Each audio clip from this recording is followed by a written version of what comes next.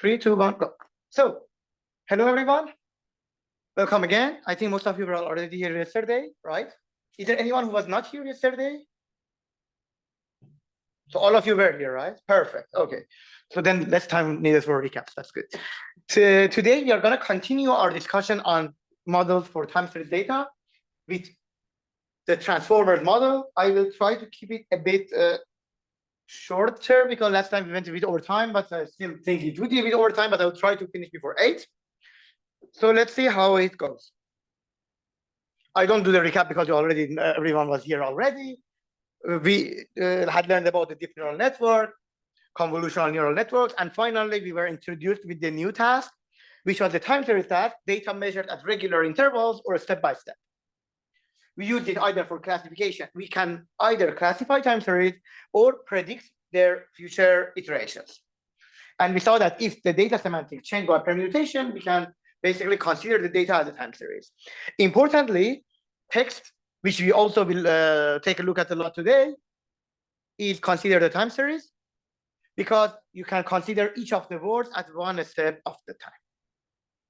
I think until here it was pretty easy. So now let's exactly see what we are going to do to move from RNNs forward. We saw RNNs, networks that had basically a set of cells. We can also, here it's like expanded in time, right? We had a set of cells. We had several inputs, and each cell gave as output a part of input of the next cell. So here, A not only gets the current step of data as the input, but also an output from the previous cell. And this continues over time. This line that moves here acted as our state because an output of each cell depended not only on the input of that cell, but also the output of the previous cell, which also depended on the input of previous cell, and so on, so on, so on, which means that any state here depended on all of the inputs that came up to that stage. So basically, it is an indication of keeping in memory all of the input that has been seen till the current point in time, and then using that memory also as an input to the current cell that is going to be in the recurrent neural network. So again, we have a set of states. We have a state that's going on between the cells, and then we have inputs at each cell. So this is what we saw. Then we saw that we have problems here, including the vanishing gradient problem, in which, because of backpropagation of this process, we will have a lot of chain rule operations, and each of the derivatives can be less than 1. Multiplying all of them would lead to a very small number, close to 0, for the gradient, which would basically not allow the weights of the model to be updated at all. This can cause a problem. So researchers try to mitigate this problem by different ways. For example, by LSTMs, which were a way that in practice, this problem was mitigated by using this cell state that goes here and a bunch of other functions that are there. We won't go deep into LSTM today because that's not the topic of today. Right? Any questions from yesterday? I think it was fine, right? So we are on the same page on what RNNs and how RNNs work. Now, let's try to see what are the motivations for new architectures and what are the problems we have here. See again an RNN here. We have x0, x1, x2, and so on. These are our inputs.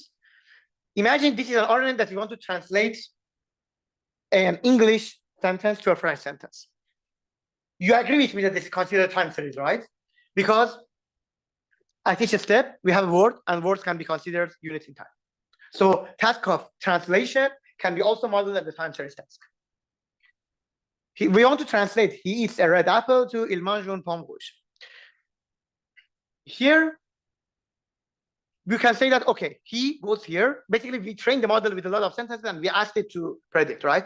Here, you can say that, okay, this node, for example, learns to map he to il. Perfect.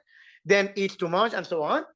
But then you see a problem here that when you use the normal RNN, if you want to translate here red, you don't need to write, you don't write rouge there, because in French, here the noun comes before the adjective.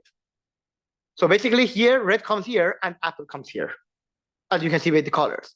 However, here we have a problem because when this cell is outputting this output, as you can see here, it has not seen Apple in the input yet. So Apple just comes here in xt plus 1. So how the node at stage t should know the input at stage t plus 1? This is a problem if we are using RNNs in this exact formulation. Did everyone get the problem? Okay, this happens a lot, right? It's not only about machine translation, it's in a lot of tasks. This is just an example for you to see. What do researchers do? How can we solve this problem in RNNs? First, I'm not saying about any architectural change. You can just use RNNs in a different way. And that's the way that they call it sequence-to-sequence models. Let's see what that means. In sequence-to-sequence models, you have two sets of RNNs. Here, we have a set of RNNs we call encoder RNNs, and we have a set that we call decoder RNNs. What does this mean? Imagine the sentence is here. He eats an apple, he eats a red apple or whatever, right? You give each of the inputs to the encoder RNNs, and you don't care about the outputs here. You just use this RNN architecture, then you get the output of the last cell and give it back to another set of RNNs. And here, each time, you get one translation back. So basically, by this trick, we are helping the model to first see the whole input and then give us the output. Here, they don't have any inputs. The inputs are basically maybe 0 or like random numbers. We don't care about the inputs here. Basically, the RNNs are just getting the previous state in order to decode the sentence. So here again, like here we say he eats a red apple or whatever, and then this T here, the final state, knows information of everything in the whole sequence. You agree with me, right? Because this cell has seen all of the words in the English sentence. So basically, in whatever vector that we have here has some information of the whole time series, of the whole sentence in our translation example. And then we use that step by step to decode, basically. So they use the word encoder and decoder.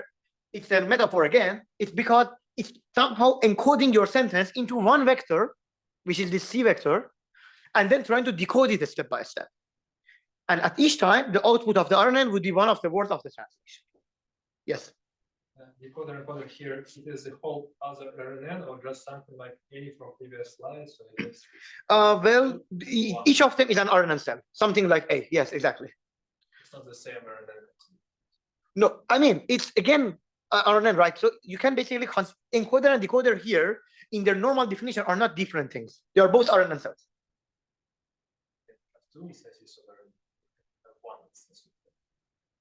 Oh, yes, it is two instances in a sense. Yeah. I mean, depends on the exact implementation that you mean, right? If you consider each of the cells as one, I thought you're considering number of cells. But yeah, you're right. So you have one encoder recurrent neural network and then one decoder in a sense, recurrent neural network, basically. But then you train the whole thing as one unit in the backpropagation. Yes. Any questions? All fine? So you got why we need sequence-to-sequence models, right? In order to be able to translate the whole sentence. Perfect. Okay, now with that said, this is just the basic that we needed to know. It actually maybe even belonged to yesterday because it's just a way of using RNNs. It's not about transformers or whatever we're going to talk about today. But this is an important basis for you to understand what we will say today. So this is sequence-to-sequence models, which is just a simple arrangement of RNNs. Now let's see a new method today. This is a new method that people came up with to address some of the problems with RNNs. And as usual, we always try with some fun examples, and then we'll get a bit more serious. Which university is this?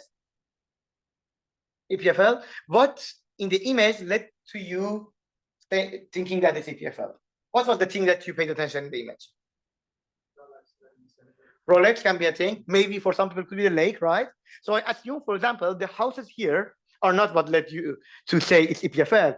Or for example, whatever you see here, or even this, was not the indicator for you to see EPFL, but you were paying attention to study part of images, right?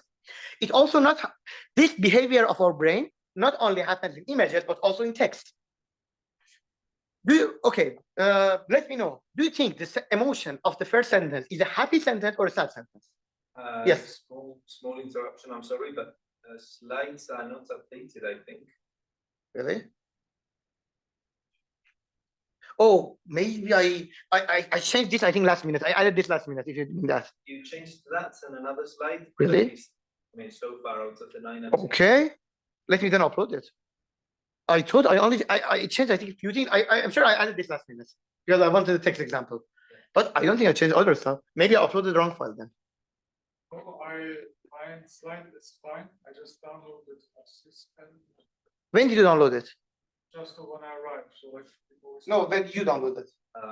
I think just when I arrived, so, but I don't know. I think I added it last minute, but I think I also uploaded the final version. I don't know. mine is because You see this, right? okay, let me check. Okay, no worries. Sorry. If it's my fault, I will upload it again. Sorry.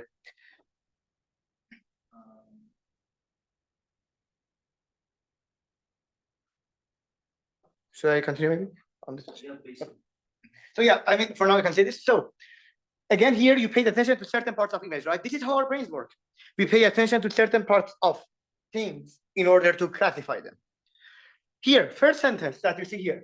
Do you think it's a happy sentence or a sad sentence? Unfortunately, the professor would not have the meeting with us today. It's a sad sentence, right? I mean, it can be a happy sentence, I know. Yes, but okay, we classify it as a sad sentence. And what was the reason that you said it's a sad sentence? What word did you pay attention to? Unfortunately.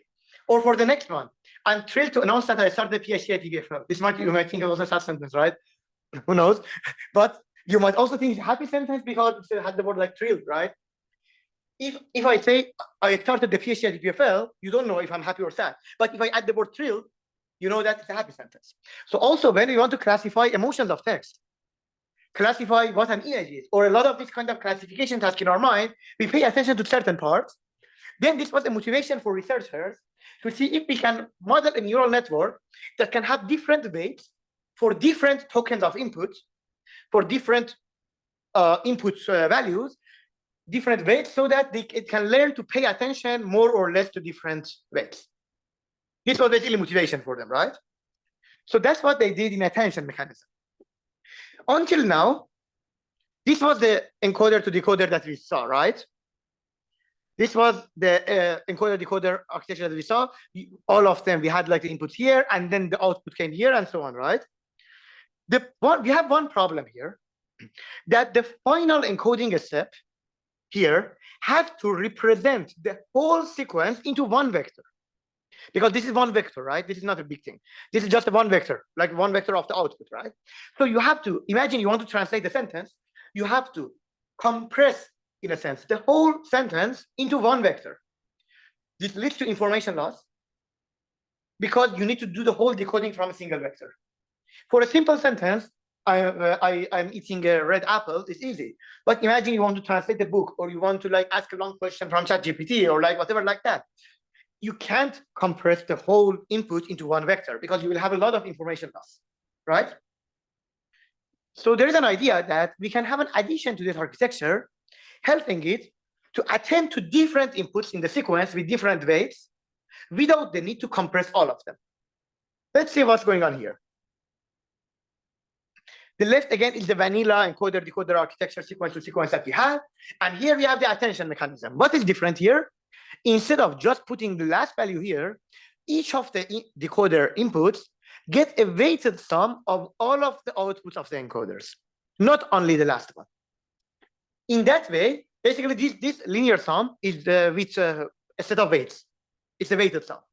And the model can learn those weights to be able to know which part of the input it should pay more attention to.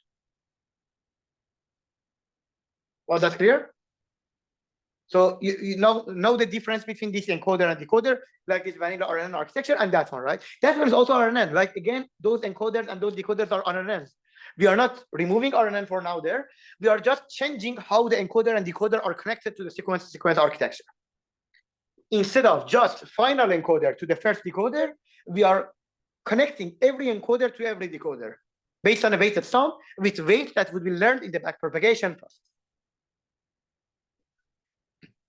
In a sense, each of our decoder looks at all of the encoder hidden states. It automatically solves the translation problem for us as well, because then when you come here again, here, for example, imagine if it was connected, the word palm on top were connected to all of the words in the bottom, so it also saw the word apple and could do the translation perfectly. So we don't lose anything by moving from this to that, but we earn something. And the thing that we earn is that we don't need to compress all of our input into a single vector. And also we can pay different attention to different parts of input that might be more or less relevant for us. And as a result, by paying this more attention, we can have models that ideally would work better. And in reality, researchers also saw that when you do this move from vanilla to attention mechanism, usually you see improvements. Any questions here? Yes? Can't we still not use the vanilla encoder to translate? Because I mean, the only information that we would lose is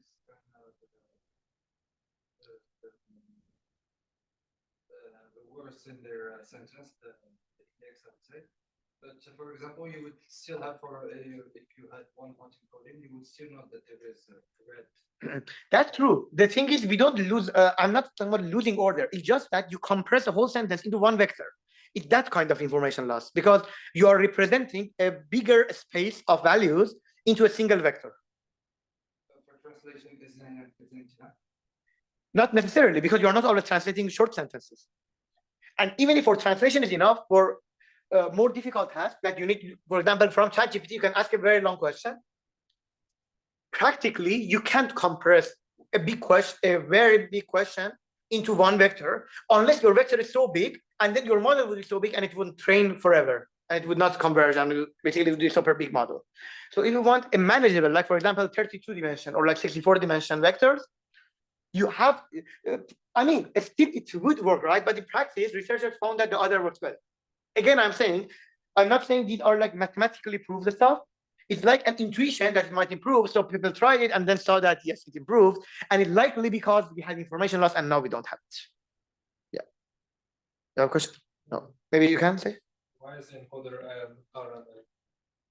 this is just I mean, yeah, we'll see. Actually, we can. So that's the question that I will answer in a moment because we'll exactly address these questions. Yes. Basically, 1 or 2 slides. So yeah, that's a very valid question. So, okay, with that said, let's maybe quickly discuss a bit about its attention and then go forward. In practice, how it works is a bit more than a weighted sum. You usually have an activation. Maybe you can have a function there. You can have actually a small network with a softmax and then do the sum. So it's like in practice, it could be a bit more complicated. It's not that we just sum them together with a weight. You can apply some functions or even have some minor model there. For example, here is like a small model, like a small feed-forward model that you can have. You can have a softmax, and then, for example, you can sum the stuff. And yeah, that's basically how it generally works. And here, as you can see, these are, you might see there's only one line, but basically this line is 4 lines here in this diagram. They just compress them into one matrix to show you how it works. But basically, each of the encoders are input to each of the decoders. So each decoder can have information of the output of each of the encoders. Yeah. Yeah, so this is a quote from one of the books that were quite famous back in the day also. The main idea behind attention is that instead of producing a single hidden state for the whole input sequence, the encoder outputs a hidden state at each step that the decoder can access. That's basically the main thing that is added in the attention mechanism. You can also see another example here. Transformers are great, and it's translated to, I think, German. I think it's German, right? Again, you have the RNN cells. Each of them have an output, which is the state, and then each RNN cell here gets a weighted sum, or maybe some. It's not exactly a weighted sum. There's also some functions involved, which could be a feed-forward network or like also whatever, or softmax. But in the end, each of them gets a weighted sum of all of the inputs and outputs something in the decoder. Any questions? Yes. Does attention function is a trained parameter? Yes. Yeah. So here, basically, yes, it's summed by train. Yes, the weighted sum is done by weights that are trained in the backpropagation process. Yes. In practice, if you run an RNN encoder-decoder alignment of words, this is an example exactly of a machine translation task from English to French. They train the model with RNN encoder-decoder to translate English, French to English or English to French. And they checked the weights of the attention to see if it worked in practice. And as you can see here, for example, agreement is like, these are the values. Like the lighter it is, the higher the value of the attention weight. It's just a matrix, heat map matrix. Agreement has a high attention to accord. You can see here, right? Or like on to sur, and as you can see forward. However, you can see that some places are a bit weird here, and the reason is also interesting. Here, European is mapped to European, right? So you can see that this cell is has a higher weight. So basically, by training this model, it will automatically learn patterns in languages. That, for example, if there's an adjective, you should pay attention to the word after the adjective in French, but before the adjective. No, sorry. Yes, before the adjective if it is in French, and after the adjective if it is in English. So you can see that basically, while if you run this, you can find an interpretation of how the model is attending to different things, and then you can see if your model is working well. For some of them, like are very white, very light, which are basically words that are basically translated to the same thing, right? 1992 is translated to 1992, so it's like very bright. But then also there are some ones that are not as bright because the model is not exactly sure, but you can see that still the model is able to do the translation properly to find economic is here, zone is like area, and so on. Yeah.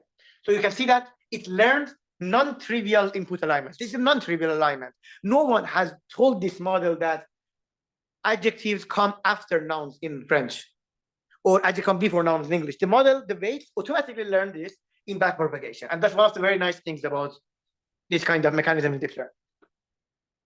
Any questions? It's all fine? Peter? Nothing? Good. So, any downside that comes to mind? Actually, one person online asked the downside.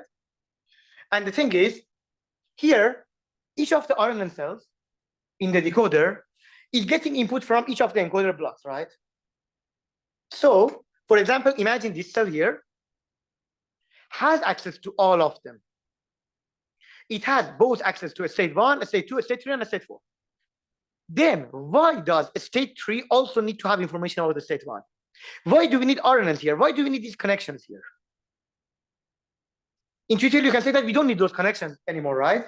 Because each of the output cells are paying attention, are attending to all of the input cells. So why do we need these kind of connections between the encoders themselves and the decoder themselves? Right? It might be a valid question. And the answer is that yes, we can just get rid of RNNs and replace them with just normal feed-forward neural networks here. So we get rid of recurrence. We remove these connections here. We remove all of this, but we keep the rest the same and call it a day. We call it the transformer architecture. Basically, the idea is that we just remove the recurrence. This was introduced in the paper, Attention is All You Need, which was a very famous paper in the domain of machine and deep learning. If you have heard of it, it basically says that, yeah, attention is all you need. You don't need recurrence. So basically, they removed recurrence. And you might think that, okay, but recurrence was maybe good. Why do we remove it? We remove it for two reasons. First, computational reasons. And second, interestingly, after removing, they achieved higher results, which was maybe counterintuitive. You might think, why removing something should help, but removing helped. And then they found that, yeah, it's very good. And a lot of things that we do we work with these days are based on transformers. The whole GPT architecture and all of the large language models are built based on the transformer architecture, for example. So this works, which is interesting. Yes. All of this FF and LMs is Yes, with different rates, of course. And then you train, all of those weights are trained in the backpropagation process. This is a simplified version. I mean, we'll see the full transformer. This is a very simplified version, and we'll get to the real transformer that was introduced in the paper. But yeah. Because feed-forward network is the same.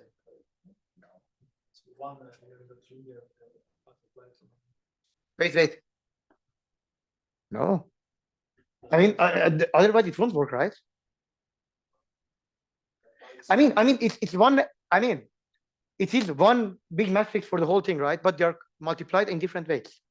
They're not different models we define in PyTorch. right?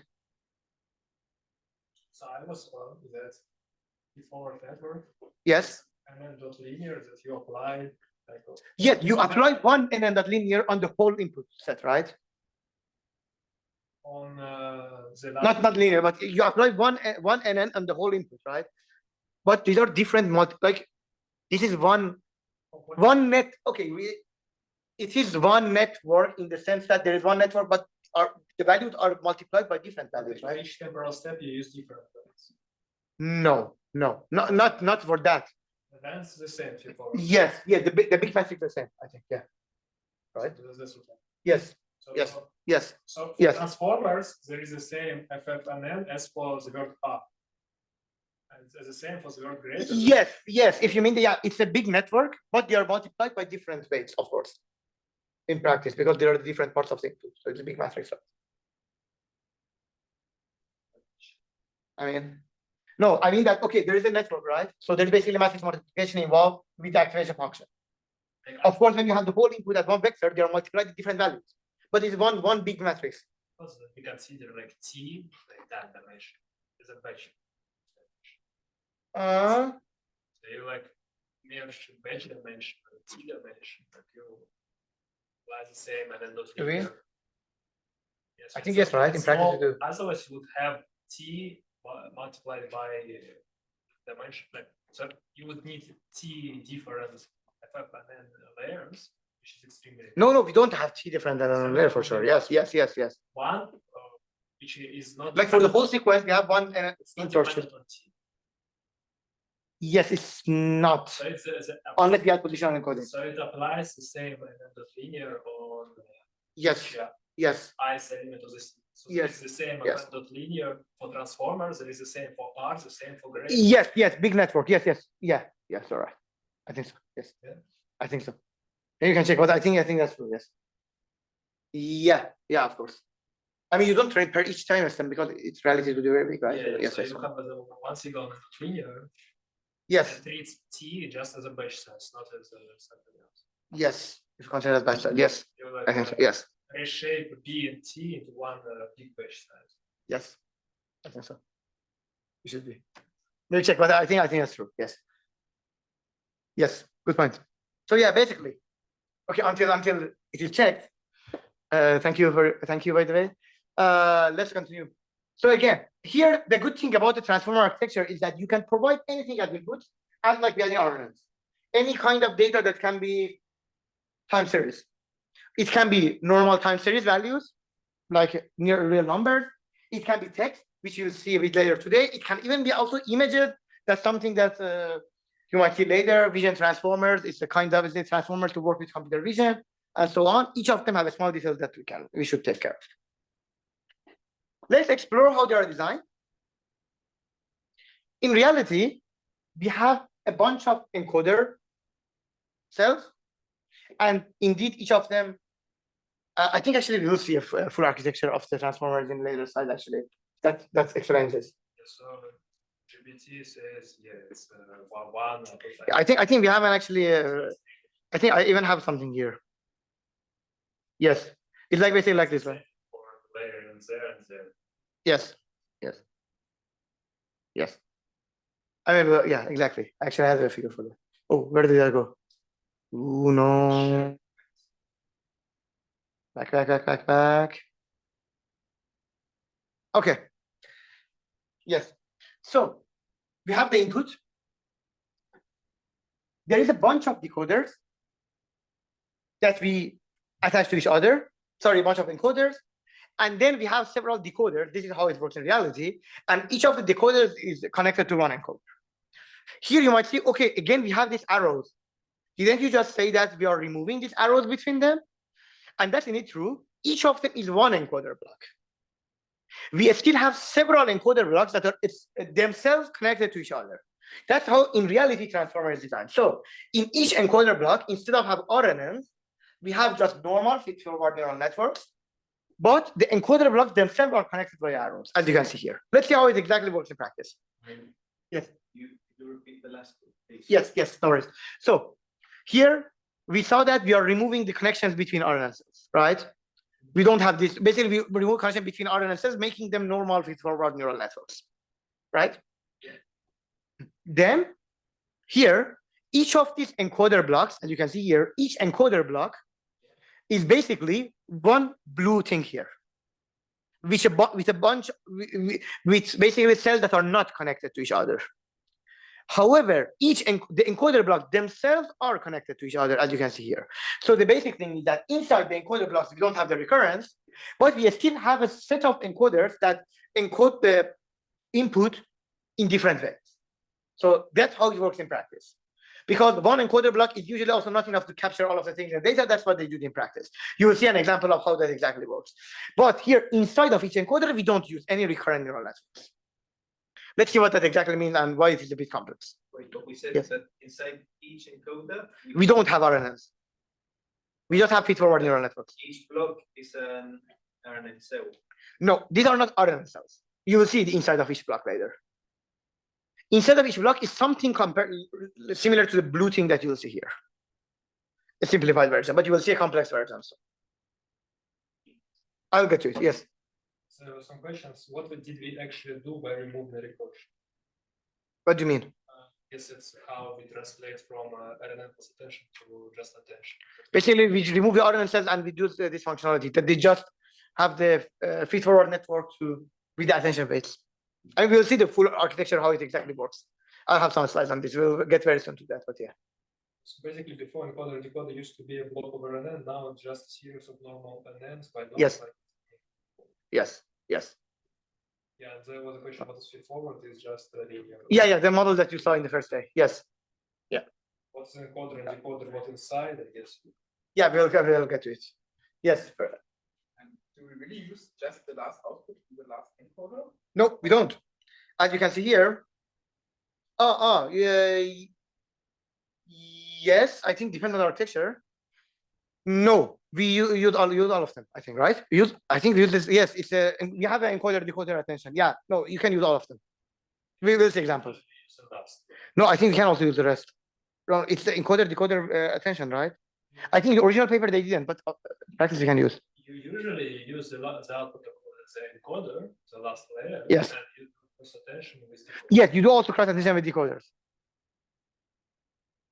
It's up to you if you, for example, think that the last layer is connecting with you or giving you some deep features. Yes. You want to get some like more local features. Yes. General features, etc. Yes. And another cross attention with some. Yeah, you can modify the architecture basically. It's not set in stone. However, here why we don't have that kind of information loss that we had, because each of them is not only getting one input. Even from the first encoder, we are getting the whole sentence as input. Right? So it's not that we like je suis étudiant are here and we are compressing all of them into one vector. This is itself a lot of things here inside this encoder. So we don't have information loss. So the amount of information loss that we have from here to here is not basically different than what we are from having here to here.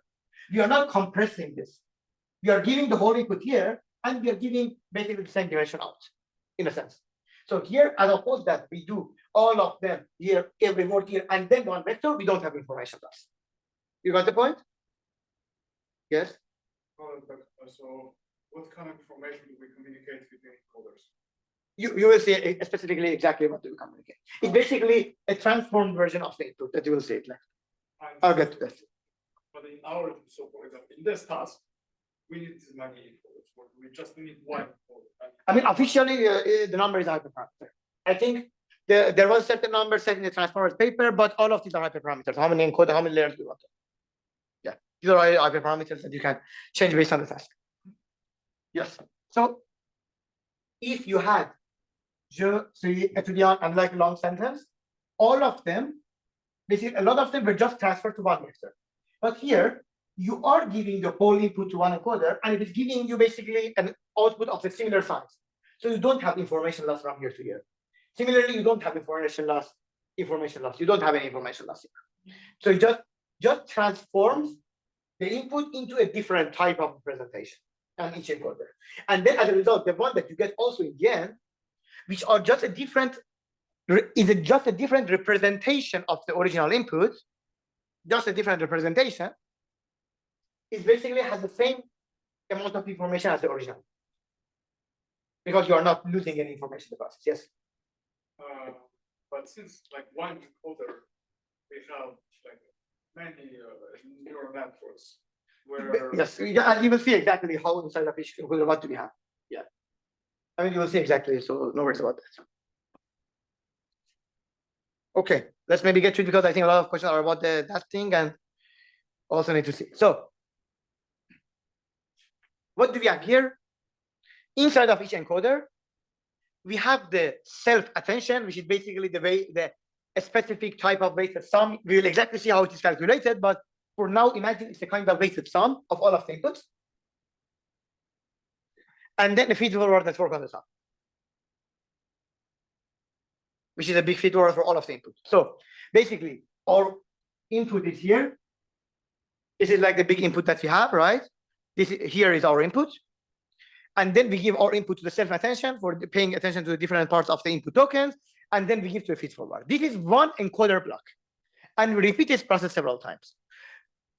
Be sure that here we don't have any recurrence, right? This is just an attention equal, like not equal, but attention to every part, every input here.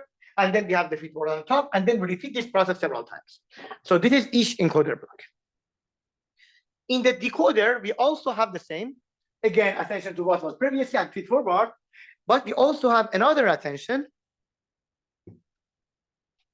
here that attends to the thing that we got from the last, or if you want, also previous encoder, but normally the last encoder. So this is another type of, so this self-attention attends to the output of the previous decoder block. This one attends to the output of the last encoder block. Did you get that? So if you see here, each of them have a self-attention on the input. Self-attention is basically, for now, the weighted sum, right?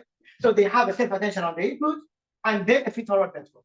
Here, it has a self-attention on the input, and an attention on this arrow, on the output from the last encoder, and then forward. So the only difference in the decoder is that it should not only get the input of the previous decoder, but also the output of the encoders. Is that fine? No? Okay, I'll repeat again. This is a bit tricky. Oh, no worries. Again, each encoder, what information does it get? The input of the previous encoder, right? So we run the weighted sum on it, which we call self-attention. It's a kind of weighted sum. You will exactly see how it works. For now, it's like a weighted average or weighted sum on this input. And then you have a feed-forward neural network. Is that fine? We get the previous inputs from the previous encoder. Yes, previous input is like for each of the time steps. Yes. Then we have a self-attention, which is how important. Yes, yes, which is a set of weights basically. Yeah. Is. And then you feed it forward to the next encoder. You all have a feed-forward network, a neural network, and then you pass it through that network, and then you give it to the next encoder. Like this. So again, yeah, like this you can see. You have a self-attention, and then feed-forward here is a neural network, a normal neural network. Okay, the one that you saw in the first day. Okay, so this is encoder. Any questions on the encoder now? Yes. So we go back to the previous slide. Yes. So we have all of these arrows. Does each encoder send information to all the other decoders? So no, that's the thing. Normally, as we just discussed, this output is going to understand the one on top. But you can also modify with this if needed for a specific task. But normally this. But it includes information from all of the encoders. Basically, what each encoder does, it transforms the input in a bit, right? Because it runs some self-attention and then passes through a neural network. So we get another representation of the input. And then you just transform it again and again and again until the final state. So any question on how encoder works inside? We have self-attention and then we have a neural network. Is that fine? Now let's see what decoder does. So what decoder does differently? Again, you agree with me that decoder should also have the same two things as the encoder, because it also gets the input here, right? It gets the input here, and then it has also the neural network on top, right? So it should have the both things. But it should also have another self-attention that would attend to the line that is coming from the encoder. Not only this line, but also this line, right? So we need two self-attention layers. The normal self-attention and then the encoder-decoder attention layer. Was that fine? So you know why we need two attention layers in the decoder?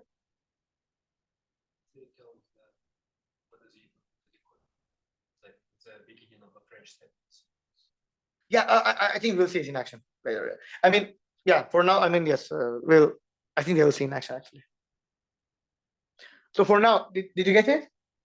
Very fine. Yes. Yes, so we have Yes, you can. self-attention and feed-forward, which are the same in the encoder and the decoder. Yes. And the difference with the decoder is that since we get the outputs from the encoders as well, we also need to have a layer that listens to the outputs of the encoders. Exactly. So yeah, exactly. Yeah, that's the thing they have there. So we need one more thing in the decoder. Yes. Yes. So every decoder needs two inputs, right? The one from the previous decoder and the one from the last input. Yes. What input were feed in first decoder? That's actually the question that also Peter said. So normally it can depend on the task. You can usually have a token that would indicate the start of your sentence. It can be a start token, specific token. I think sometimes actually you can just put 0. Like there should be an initial thing, but it should be the same when you are training the model. You should always put the same thing, so that also when you run the model in practice, you should always also put the same thing. But I think you can put it to something that would indicate the start of your sequence. But yeah. So it's similar to also Arnold architecture. Like always, the first one is like you don't also have a hidden states. It's like 0, right? So or just a random number. You can say to random value, maybe that's it. Or have a specific start token. Like in the text, it could be like just a Julian, then a start token. I am a student.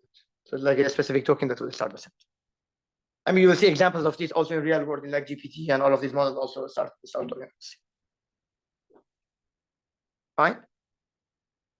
Any other question? All fine? Are you all following?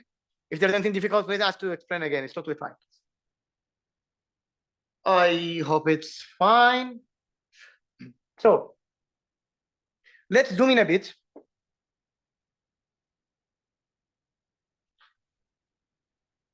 We have the self-attention.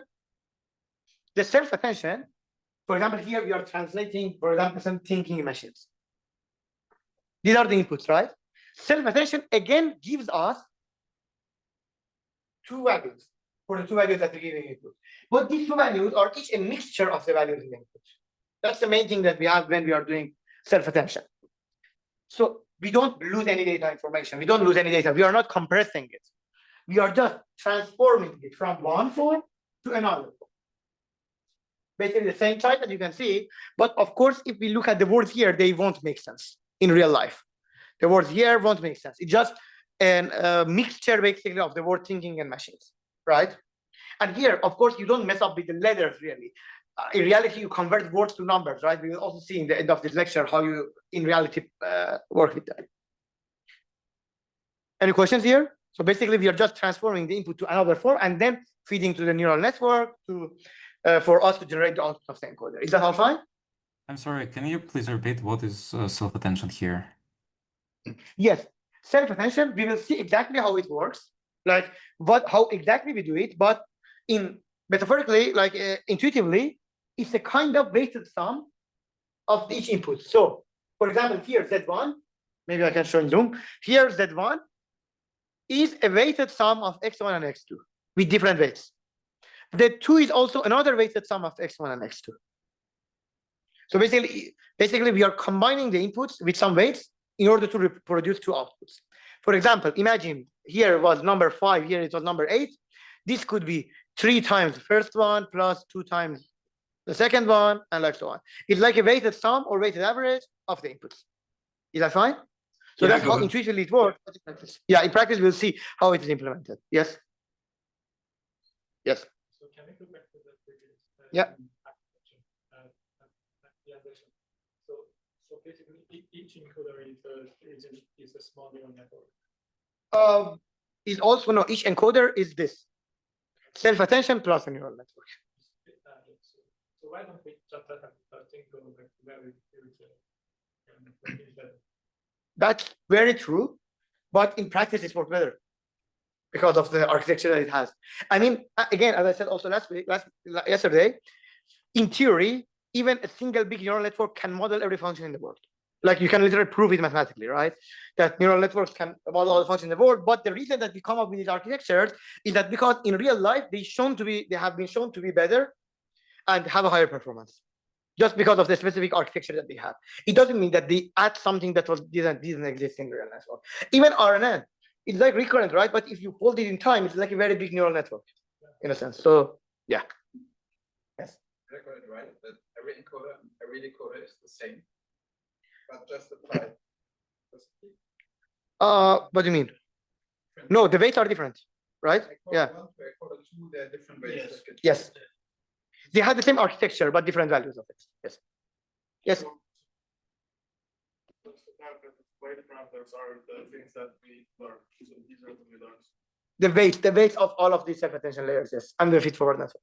How does learning work? Like how do we use the loss and It's again a back propagation. So all of this is a big network, right? It runs back propagation on all of this. Basically, it works with a very big back propagation. So it runs the back propagation, computes the gradient, and updates all of the weights. That's exactly how it works. so we don't compute like for example each layer. No. Yeah, it's basically one big back propagation from input to output, and then it automatically takes care of the whole of this process of this. It's like one big back propagation. Yes. Is this like the vanilla algorithm that we have, or there are ways that we can, for example, updates each ways. I don't think people do that, right? Do people use other algorithms other than a very big back propagation? Do people like train layer by layer? I don't think so, right? No one does. One there to train another. Yeah. The freeze one there. Well, I mean that's different. Yeah. That's different. That we also will talk about. I think a bit, but no, I think because if you do layer by layer, how can you ensure what is the relevant output for layer 2? We only know that what would be our final output, which is our ground truth. Like, for example, if you want to classify sentences as happy or sad, we just know the initial input and that the last output should be happy or sad. We don't know any output in between, so we can't compute any loss function. We can just compute loss function from beginning to the end, right? So that's why we can only compute back propagation on the whole data. But that's fine? Yes. What is the order of actions? Does our input go through all the encoders and then go to the decoder? I mean, yeah, but the transformed version of the input. So here, we don't normally just give the whole input again, but it's like transformed version. We transform it here, in transform version, another transform version, and so on, of course. Okay. Let's go. So let's get a bit more technical. How exactly self-attention process works? I try not to also make it too long so that we can get into some other fun stuff that we are gonna do. How it exactly works is that, again, this is the way that it works. It's not like mathematically proven the best way. It's not just a trick that works. How exactly the summing in self-attention works? They create 3 vectors from each input of the encoder. So imagine now we are in a encoder module. This is like what we have, like x1 and x2 are our inputs, right? We create 3 vectors from each of them. Vector q, vector k, and vector v. We call them query, key, and value. Okay? We call them query, key, and value. To make them, we multiply our input to certain matrices, WQ, WK, and WV. Because if you multiply vector by matrix, you will get a vector as output, right? I mean, it's a transport version or whatever, but in reality, we'll get it. So we have some matrices that we multiply the input. Yes. Yeah, I'm not at the point, like just, just for like, so we have several inputs, right? We have our inputs, each of them, we multiply each input into 3 matrices, to get the query key and value vectors. Any questions here? And also these matrices are what would we learn in the backpropagation. So they are not predefined values, we just define them on the weight matrix. Then what we do is that for each input, we multiply the Q vector by all of the K vectors of others. This is a way that we are calculating like the mixture of different inputs. So we are trying to mix the different inputs. So for example, for X1, we calculate Q1 times K1, Q1 times K2, Q1 times K3, and so on. Fine until now? And you don't need to memorize the whole process because the library will work. It's just for the intuition, you see it one time and then you don't need to see it again. All fine? So you just multiply it. I mean, we can't also. After you calculate Q, K, and V, and then you multiply Q1.K1, Q1.K2, and so on, you divide them by the square root of the dimension of the key vector. For example, here, key vector has like 3 values, right? K1, 3 values, K2, 3 values. So you divide them by a square root of 3, which is a kind of normalization, and then you put them into a softmax. So before getting forward, do you know what softmax is? All of you know? You don't know? Okay. So let's describe it. Softmax is basically a way of comparing a set of values to, we can call it probability distribution. Imagine I have 5 numbers, 3, 4, 6, 7, 9. I have 5 numbers. I want to compare them to convert them to probabilities. One idea is that I make all of them to the exponential, as you can see here, and then I divide them by the sum of all exponentials. You agree with me that this number is always between 0 and 1, right? It's always positive because exponential is always positive, so it's always more than 0, but always less than 1 because the denominator is always less than the denominator. So this can work as a probability. Whenever we want to compare a set of values, convert a set of values, raw values, to values that sum to 1, we always use softmax function. Softmax function is basically what you see there.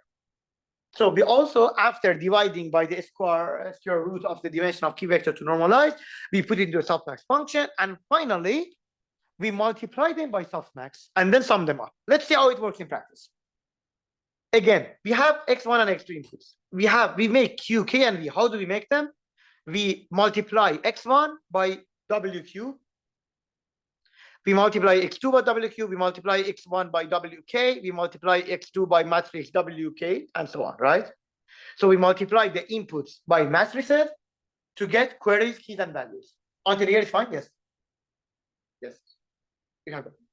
The matrices, those are the parameters we learn, and yes, in the backpropagation. Yes. Matrices, that's a choice. It's a matrix that you will also learn in the backpropagation. So there are some weights, and the weights will be updated in the backpropagation. Yes. So you sum when state thinking of machines.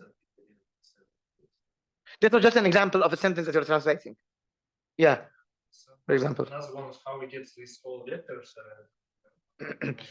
So yeah, from X1, if you want to, there are 3 matrices, WQ, WK, and WV. You just multiply this vector by those matrices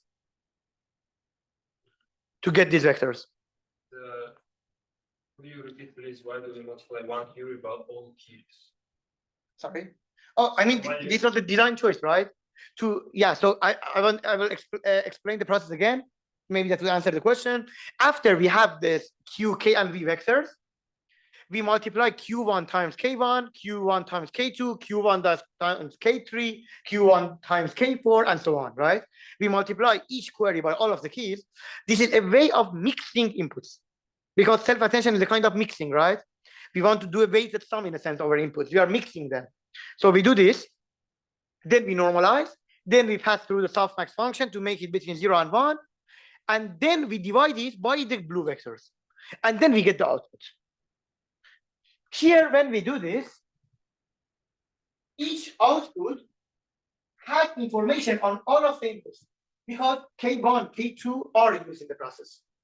So it's a fancier way of doing weighted average, weighted sum. Is that clear? Yes. What you mentioned about the naming here is pretty well designed because query means that you ask like.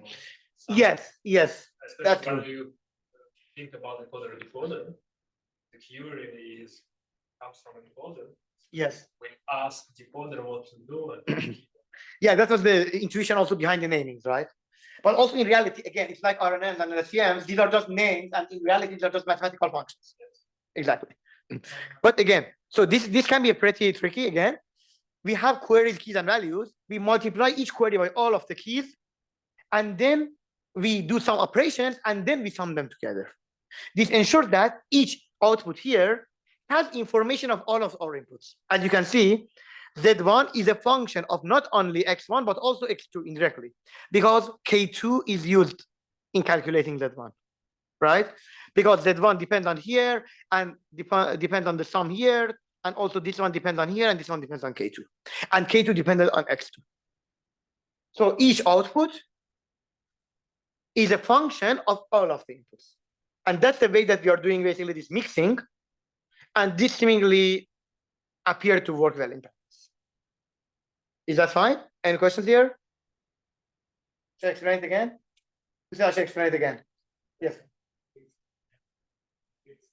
From the beginning. what are the query and key values? This 3 vectors. These are just 3 vectors that you multiply this by a matrix, and you get a vector out. So we have 3 matrices. We have 3 matrices: WQ, WK, and WV. W is like weight matrix. These are 3 weight matrices that we have. For example, it's like this. Basically, Q1 is X1 times WQ. Or you can do the transpose version, but like intuitively, right? So we convert, and these are some random values in the beginning, but we learn them in the backpropagation for the whole process to work. It's fine now? The score. A score is basically is the dot product of Q1 and K1, or Q1 and K2. We call them a score because we are summing them together. It's a way of mixing all of the inputs into one output. V is done later. After we calculate the softmax, which is the value in 0 and 1, we multiply it by the V vector again. So basically what it does is that the score, when you convert it to a softmax, is an indication of how much of the value should go into the final value. Because all of it is 0 and 1, right? So it's a way of how much should I pay attention, for example, to this input. It's a way of saying that. So it's basically just define 3 parameters to train. Yes, exactly. I mean, yeah, here, I mean, in the transformer architecture, they did it like this, and it works well. So people are using it. Yeah. Yes, someone has a question here? Yeah.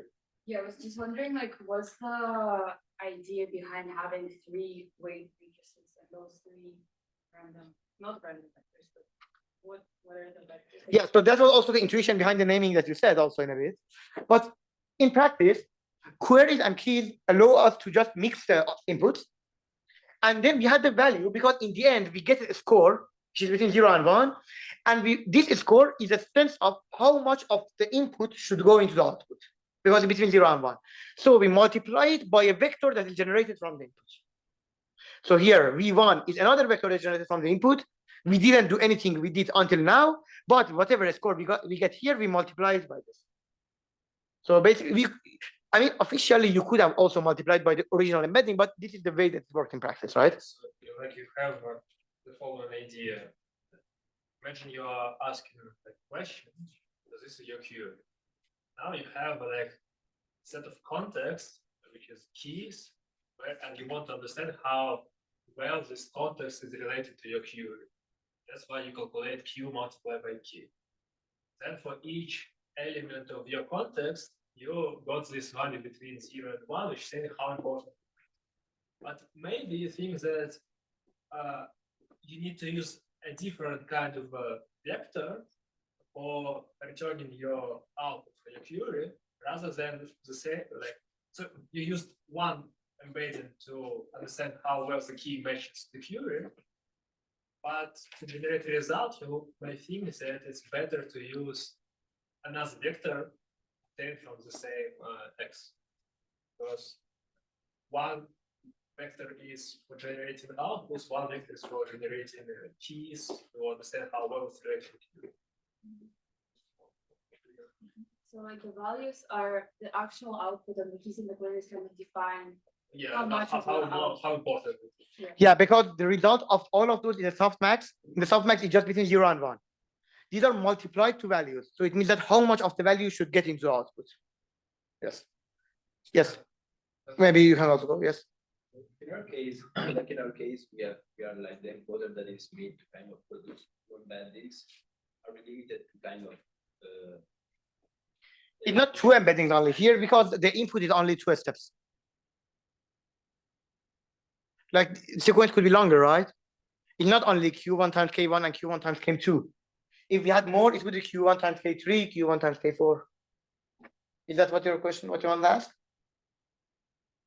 yeah, but is it like the size of the single embedding encoder block that takes like a certain amount of Yes. So the size of the encoder block is basically the size of the input, each input cell. So this is a kind of vector, right? We convert the word to a vector. We will see how we do it. There are techniques. How do we convert words like thinking or machines to real vectors? But then we use just the vectors. And yeah, the size is exactly the size of this vector. Yes. Yes. So there was one question: when did we take WQ, WK, and WV? Those are just weight matrices that are learned in the backpropagation process, not predefined values. Yes. Yeah, and some people didn't hear my explanation about interpretation. So, because Yeah, may come here.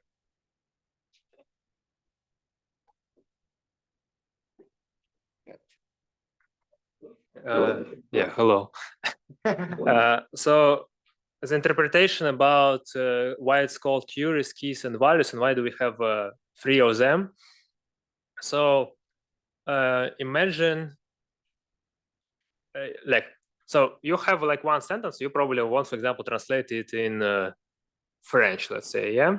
So, and you ask your system like, I want to translate this sentence into French language, and you give like a query. It's like your query translates this in French and your sentence. Then you have some context, and you want to use this context and to understand how well it matches your query. That context is represented as keys.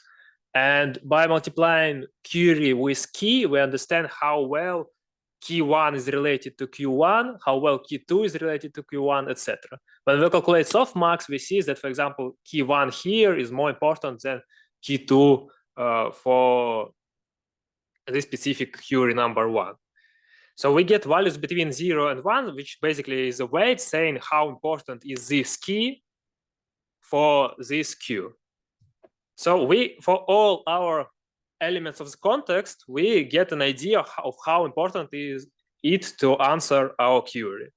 Now we want to generate an output, but maybe for output generation, it's better to use some other vector, because it's not necessarily true that the same vector representation is good for understanding how well it matches query and how and to generate actual output. For example, maybe keys are like I don't know how to translate it in like in this French format, but yeah, but I guess yeah, you get this ways of how important is each element of your context. Then you translate your context into some value, and you multiply the importance of your element by this value, and you get your output. Hopefully it's clear now, no? So basically we use keys for context and queries just for like containing the sentence and each word of it or something like that. Yeah, I think it's even more clear. It's so how to change. Yeah, you can do up and down. Where do we have this stuff? So do you have a slide about cross attention? No. So let's say, yeah, you had this sentence in French, you translated it to English. So in decoder, what actually happens, I guess it will be somewhere in the next slides, is we take keys and values from English, but query from the encoder. This is called cross attention, not self attention. So in self attention, everything is taken from the same input. In cross attention, we use this part to generate this query, and keys and values are taken from the decoder. So basically, your decoder will say, okay, I have a query, which is my sentence in French. Now I want to understand what was the previous context. Like, for example, we generated I am, and now we try to generate A. So your keys and values are taken from I am, Yes. and you compare them with your French sentence. I won't say it because I'm bad in French. But yeah, so at first you take I am as key to understand how well it matches your French sentence, your query, and then you use the other representation of the same I am to actually generate the word A. Is it clearer? Yeah, thank you. That was really helpful. And your question. So I mean, like, just to do this example as like, what would be like the queries would the values, like, do we mean that because I am confused about the setup of keys. For example, I mean, the keys would be like, I am a student, but like when we do this, when we input like the just Etudia, like what will the final keys be set up? So the keys are, so when we work in a decoder, the query will be the French sentence, as you said, je suis étudiant, and the keys and values will be I am a. We imagine, so decoder generates the last word given the first words. So you are given I am, so here, like at the bottom. Let me rewrite this.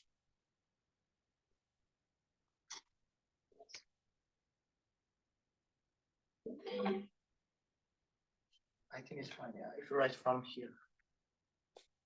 If it down, yes, it's fine. Yes, it's fine. Yeah. So I guess there will be an example next in the slides, but you have decoder, and like in RNN, basically how it works, it says I am and nothing. So it doesn't know about a student now. So at first you go through the decoder and you generate I am A. Then you run it again.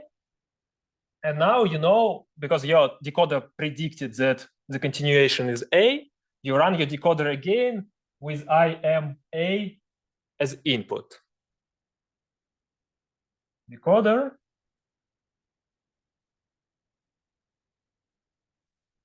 And now you generate I am a student. You generate the continuation, the next word after having this word as input. So the strategy of students based on information of the input. So to generate I am a student, you need to know you need to know the starting sequence. Your starting sequence is, for example, I am a, and you're generating just the word student, just the last word. Clear? To generate I am a, you start with I am, and you just generate the word a. It's also regressive. When you start with a, or to generate m, you need to start with I. Basically, you have like a sequence x0, x1, etc., xn. the idea is, given the start of the sequence, you generate the last element of the sequence. Now you have the last element of the sequence, and you want to generate even further, like xn plus 1. So you predicted xn, now you use it again as your input, now you have a large input, and you generate xn plus 1. But like for example, how we predict the student data. So my confusion is that how is the inputs just with the student like work in this So here you It's only about the autoregressive way, right? You can also do non-autoregressive way in reality. And nowadays people do the autoregressive. yeah, but what you will have as input for your decoder? Initially nothing. Yeah, then it's after regressive way. But in non-after regressive way, I mean, no, you can actually have the whole output also. but In theory, uh, at least for example, numerical task. For text, nobody does that. anyway, so you start. Let's consider after regressive way. So you have your French sentence. That's the only thing you have. For let's say your x0 is at first it's so-called start token. So it means nothing. It's just like a boilerplate vector saying that you start a new sequence, a new sentence. So your transformer, your encoder-decoder sees G Swiss étudiant and start. And because it knows that G means I, it generates I. Now it knows start I for decoder and G Swiss étudiant for the encoder. And it can generate IM. Now you have G Swiss étudiant for the encoder and start IM for the decoder. And you generate IME. Then you have start IME for the decoder and G Swiss étudiant for the encoder. And you generate IME student. So like this whole decoder sequence is being run 4 times. During inference, yes. During training, we do some tricks. Partially will explain it. But when we, let's say how like ChatGPT, all the stuff works, they do like this. They generate. And ChatGPT also don't have a encoder. Yeah. So they have like a start of the sequence. They generate the next word. Then they generate the next word and they run the model again. So you run the model many times to just generate one word, let's say. So like for example, when consider like the state when you put I am yes in the decoder, so what will queries be? What will keys be? So your query is for the decoder, you have queries, keys, and values. Yes. So your query will be from the encoder. Your sentence in French. Your keys, like I said, like a context, will be your start IM. Now you understand, okay, so you get a sequence of elements like how important is the word start to generate next word, how important is the word I to generate next word, how is important the word M to generate next word. This is what you get after multiplying Q by K and doing softmax.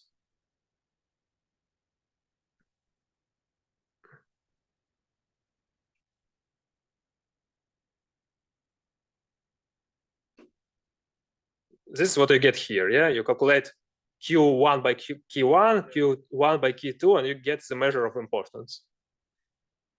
Now you say, okay, I know that, like, for example, this is important word, this is important word, this is not important word.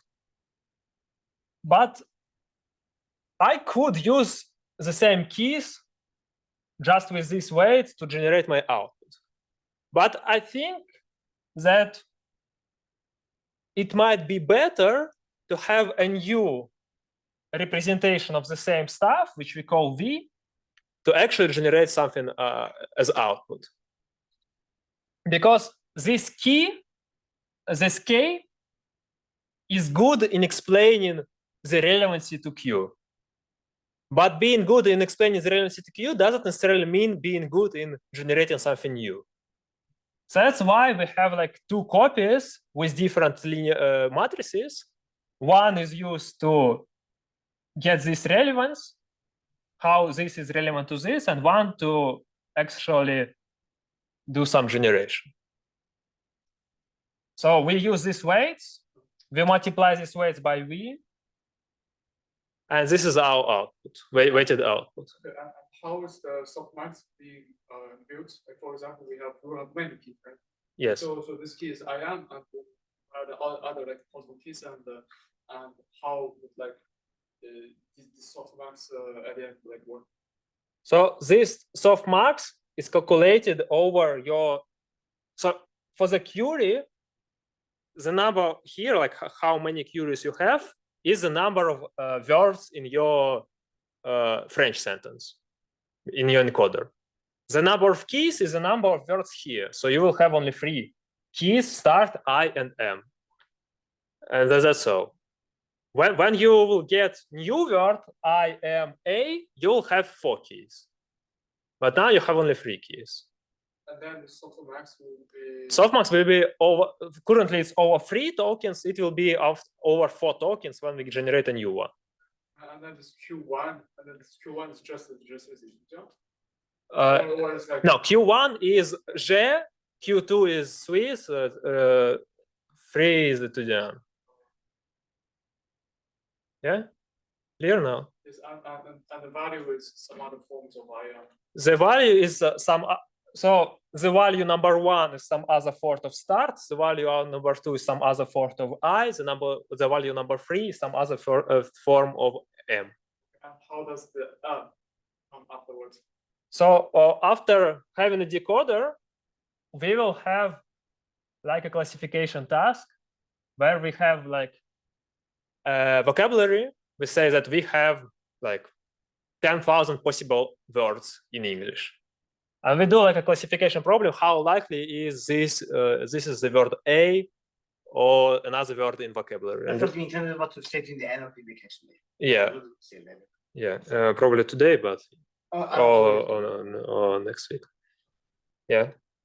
So you just have like your output of the final layer is distribution over your vocabulary, and you just take like, let's say this word has the maximum probability, and this is A. So you say, okay, my next word is A.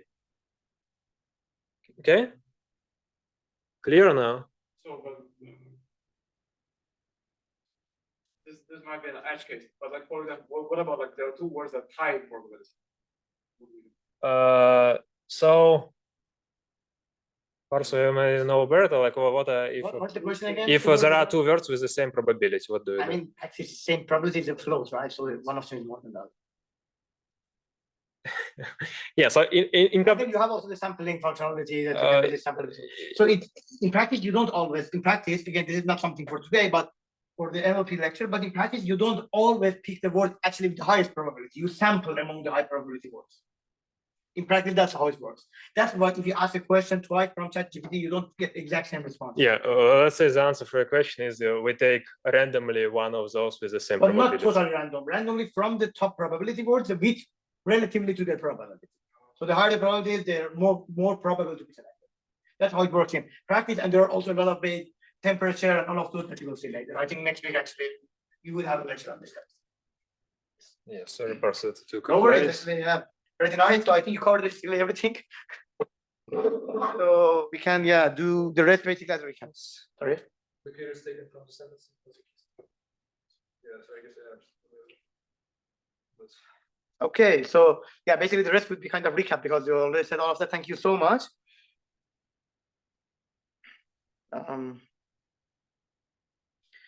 In practice, all of the embeddings are not like done different multiplications, but we do in big matrices because that's like easier for the processor and like for our computation, right? Because it can do the computation easier. So in practice, we don't do it like that. Okay, x1 times wq, then x2 times wq. We concatenate all of the x's together in one matrix, and then we multiply those. So we basically work in a matrix form of all of this so that it's easier for the processor. It's the same thing here. There's nothing here different, but instead of just like dealing with like, okay, this one times this matrix would be this one times this matrix would be this, instead of doing this, we just make them bigger matrices and do the one matrix multiplication per each of Q, K, and V so that it makes computation for the processor simpler. It's just an implementation.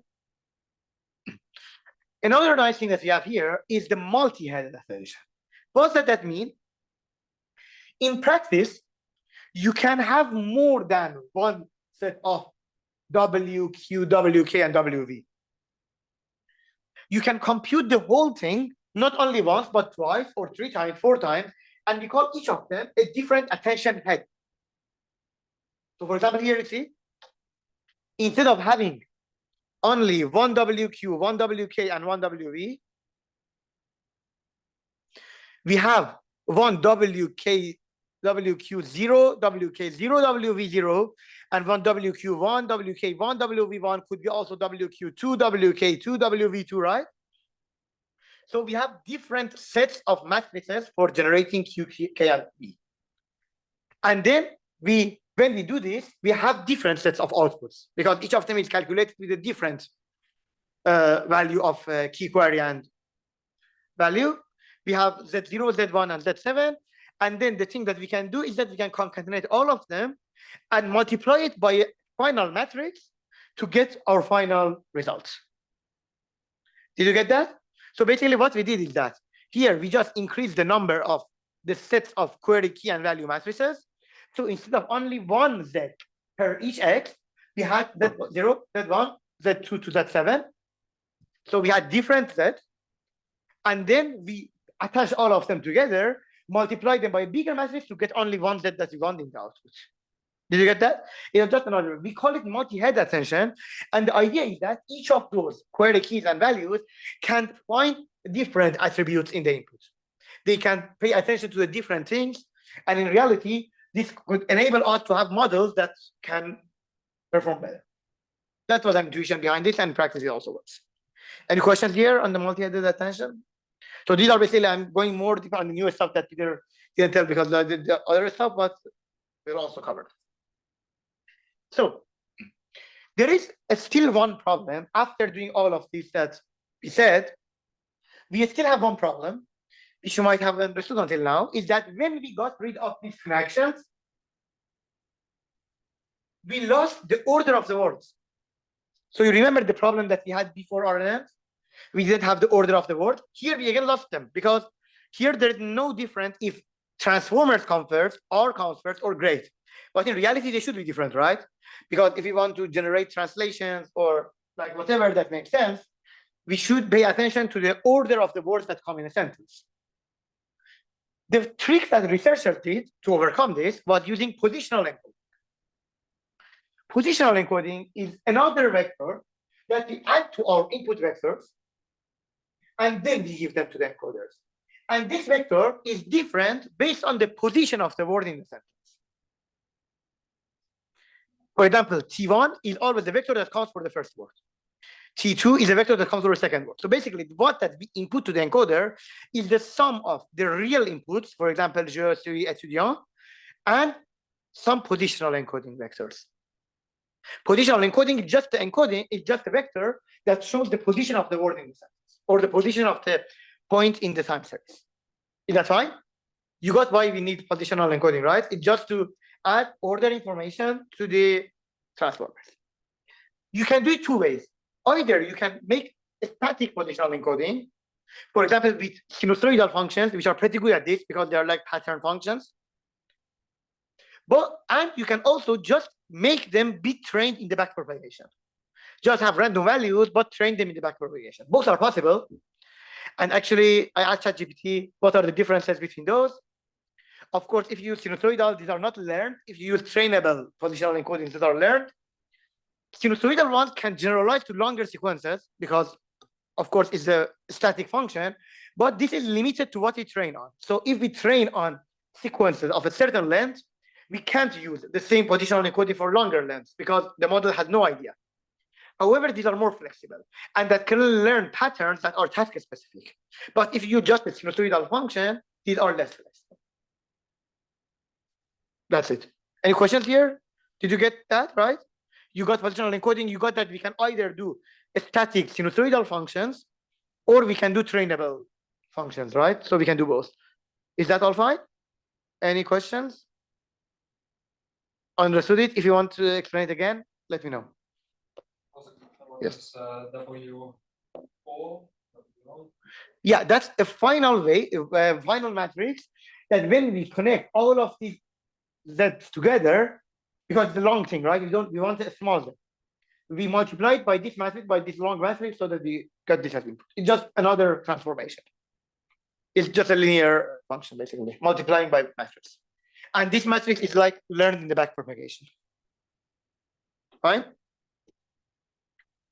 All right. So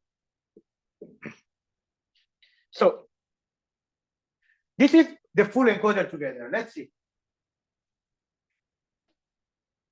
What we saw until here was that, okay, we had the input, we added positional encoding, we had the self-attention, right? We got the Z here, ignore this part for now.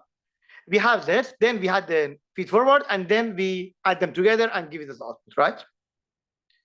However, there's also one more thing that we do in encoder. I know this is getting pretty complex, but there's also one more thing, is that we add the Z again with the X values in the input, and we do a function that we call layer normalization. What is layer normalization? It's the kind of normalization that we do in these models, and now we will see what is a layer normalization. This was something that ideally should have been covered yesterday, but now I moved it today. So let's see. We have two main kinds of normalization that we can do in neural networks: batch normalization and layer normalization. Let's see what those mean. Batch normalization is basically a technique to improve generalizability of the model and speed up training. And it makes us be able to use higher learning rates. And the idea is that whenever we want to do training, in each mini batch of training, we find the mean and standard deviation, and we normalize by subtracting mean and dividing by the standard deviation, right? We normalize the values of each mini batch. It's a kind of normalization. But the idea is that it makes the model more robust. And as you can see here, it's also pretty easy to implement in PyTorch. You just basically, before activation function, remember, before activation function, you add a batch norm function. It's like that simple. I mean, yeah. However, this is not suggested to be used for RNNs or for transformers. What do they suggest instead is layer normalization. In layer normalization, we normalize the inputs of each layer. So we, again, for each layer, we find the mean and ST, as you can see there. This is like the standard deviation, and this is the mean. And then we normalize based on this. And also in PyTorch, it's pretty simple. Torch start and end of layer norm. So this is basically a kind of normalization that normalizes values based on the mean and ST of each layer.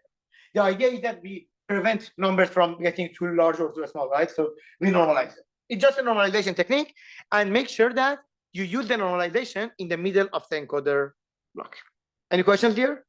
So in normalization, the way that we do it is that we sum the Z's with the original X and we normalize them together. We give them to the learning function. All fine? It's just a normalization based on mean and ST. It's nothing very fancy. But we do it to prevent issues in the model. Just we always do normalization to ensure everything fine. We also do normalization again on the top. So it's like it.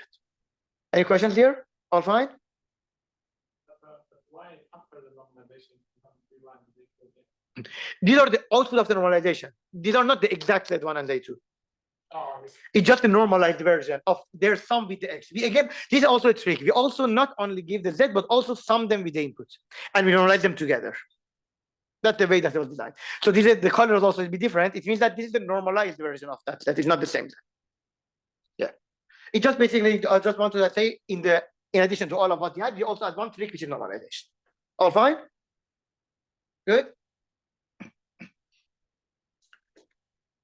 What we have here, this is the full transformer. So the left part we already know. We have the input, right? We add the positional encoding, which can be the sinusoidal function or what we learned, right? Then we have the multi-head attention. Multi-head basically means that we have different sets of K, Q, and V, right? Then we had the normalization, feed forward, add a normalization. Here in decoder, we said that we have two attentions, right? You remember that we have one self-attention over the inputs, and then other one over the output of the encoder. However, there is one word here that we didn't see until now, which is the word masks.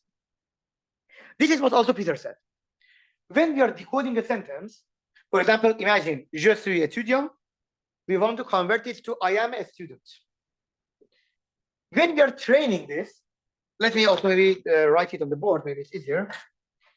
When I say I am a student, when we are training this, ideally, do you agree with me that if you're running this model and you're generating tokens one by one, when you generate this word, the model has not seen the word student in reality. Like if you're translating a real sentence, it's generating one word by one word. When we are here, we have not seen the word student. Do you agree or no? Right? When we are decoding word by word, as Peter said, when we are here, we have not seen this word yet. So also in training, we need to ensure that when model is trained with the weights, when it is here, it's not using this value in the values. So it's not attending to this token. We should just ensure. When we are translating je suis étudiant, basically this word should attend to this, should attend to this, should attend to this, should attend to this and this, but not to this. Because in reality, we are generating words one by one, and we don't know the future. When we are deploying the model in a real system, it's easy.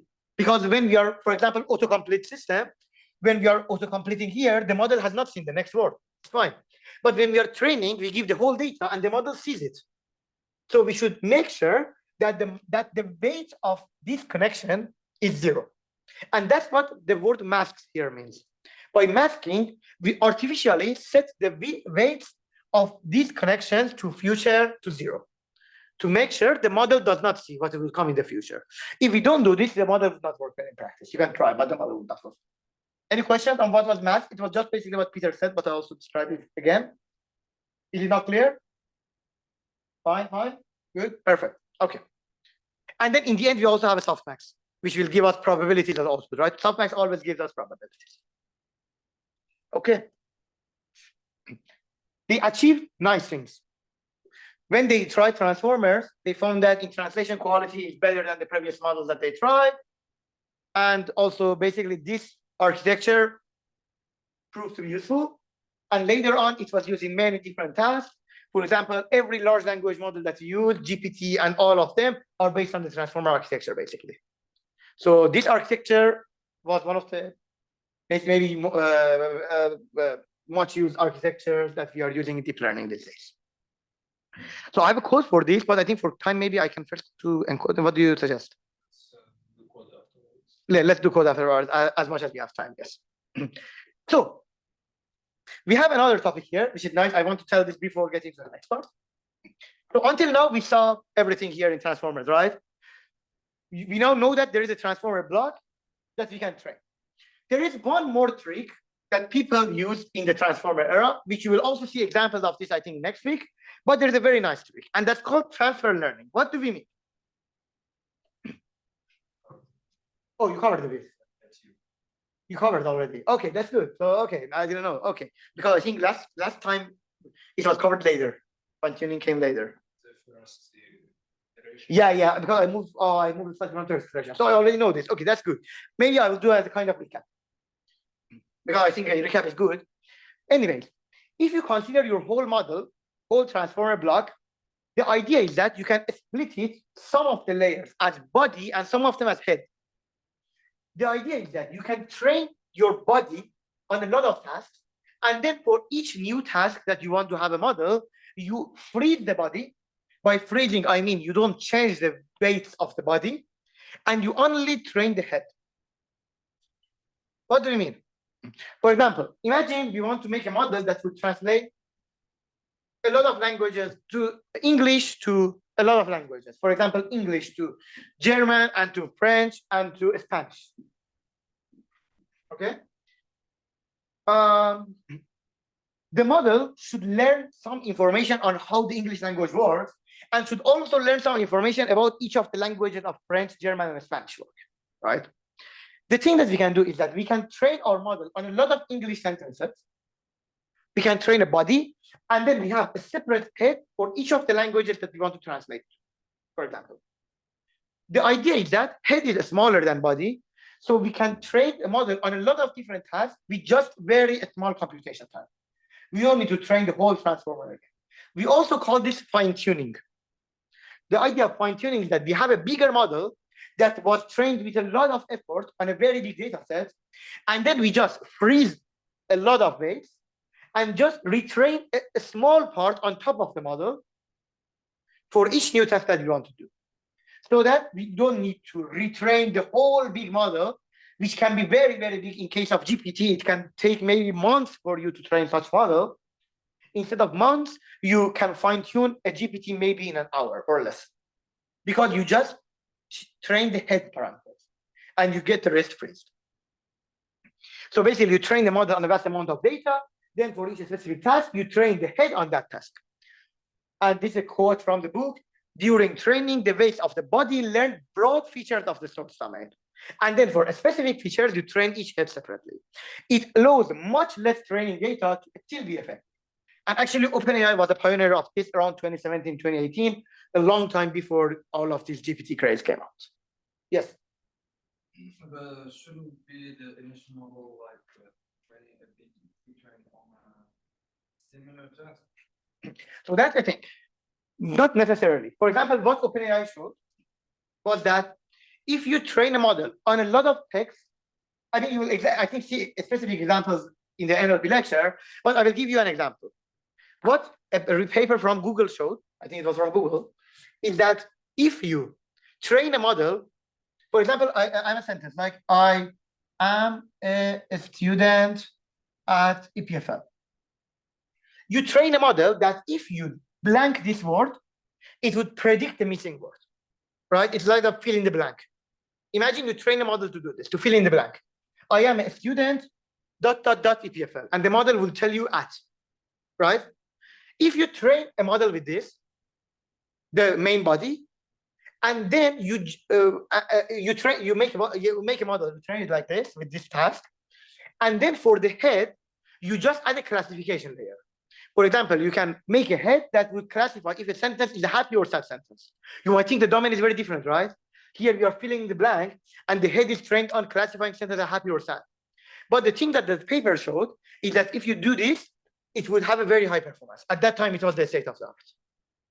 No, for example, if you take the example, if you Okay. have a model that was trained to classify cat and dog. So in the training, it's a thing, you take this pre-trained model and you try to, I don't know, generate masks of objects. That's your new model, is to segment. Yes. Exactly, I get your point. I mean, the idea is that these tasks have some broad features that might be useful in other tasks. We don't exactly know. Actually, they might not work. But in practice, for a lot of things that we see transfer learning work, it means that it works. So seemingly, there are things in text. For example, what they say in the text is that these fill blanks would tell the model to learn about the structure of English. For images, it can learn about consistency in images. For example, if we have a block there, the texture of the block would continue. It will learn textures. It will learn common objects, right? So that it can do better if we just replace the head. I mean, it's intuitive, right? It's not, again, mathematically proven, but in practice, it works. Yeah. So all fine? Others? Good, good. So the rest of today, I'll try to also not keep it very long. Maybe I'll try to finish 8:15 or so. Let's explore NLP, natural language processing, as a specific deep learning task. You will have a full lecture on this, I think next week, right? Next week, Monday. But for now, we will explore a bit that what is prerequisite of that lecture that they told us you should say. You agree with me that natural language processing is also time series, right? Because it's text. We saw that it's time series. We want to just see specificities that we need to add for the text to work. That's it. Natural language processing, or NLP, is basically any task that works with textual data. Perfect. For example, imagine a model saying if a certain sentence is happy or sad. This is a classic natural language processing. What do we need in order to make a model that works with text? We need three main components. First, we need to represent words or English real world words in a computer understandable way. When I say je suis étudiant or I am a student, of course the computer does not know what a student is. We need to convert it to numbers, right? Because our models work with numbers, work with vectors. So we need to convert them to a certain computer understandable way, which we call embedding, that we will see today. Then we need to have a model that gets those as input, which can be a transformer model. And then we need a mapping between the outputs and predictions, right? So there are the three main things that we need to solve in NLP. You already know 2 and 3. It's basically a transformer model, right? It's a model, and then in the end, you have a softmax that would basically convert them to final predictions. But the first one is the one that we want to see now. What is the best way to convert words to a computer understandable way to give them as input to a transformer model? Did you get the problem? You know what we want to solve? We want to convert words in a way that you can input to this architecture. Here. Like, what are input embeddings? How do we generate those? Those are numbers, right? How do we generate those numbers? And that's what we want to see. Let's see.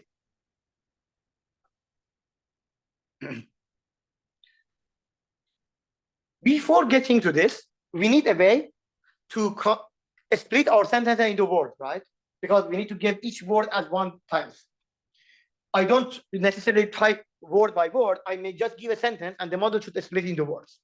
We call that process tokenization. For each sentence contains several words, and we call each token a meaningful unit of characters. For example, I am attending the summer bootcamp. The tokens here are I am attending the summer bootcamp and the exclamation mark, right? This is the way that you split. Even in Python, if you do a split, it's like very easy, right? This way, we can convert the whole sentence into a discrete set of inputs. Now, my question is this the only way to tokenize the sentence above? By tokenize, I mean to convert to these tokens or to these words. Is this the only way to tokenize that sentence above? Do you have any ideas? How can you split that sentence to units other than this? Is there any other way to split that sentence to meaningful units of characters? Yeah, exactly. So you can do a lot of ways. You can literally do letter by letter, but the problem letter by letter is that each letter on its own doesn't mean anything. So it's difficult for the models. Syllabus by syllabus could be nice in cases. For example, here, do you agree with me that attending is very similar to the word attend? For example, if I wrote here, I attend the summer bootcamp, it was basically the same, right? So why attend and attending should be two different tokens? Why don't we split it to attend plus ing, right? This can be another way of tokenizing this, in which we are also getting the meaning of each verb, right? And again, see here, for example, another example is this. We want to tokenize check-in, 6-year-old. These do not have a space, so this we need to tokenize as one token, but it doesn't make sense. For example, we want to tokenize event.